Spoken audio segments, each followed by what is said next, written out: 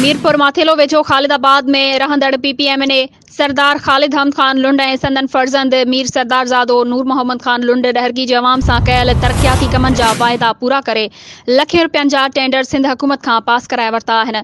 उन हवाले सां तफ़सील ॿुधाए रहियो आहे मीरपुर माथेलो मां काज़ी शफ़क़त। जी काज़ी शफ़क़त, छा तफ़सील आहिनि?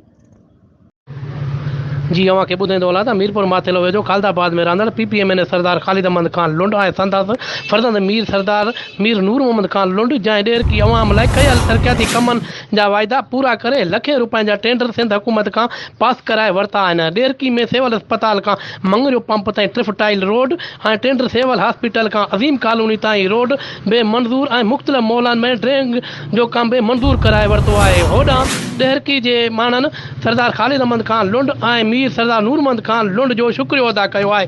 जी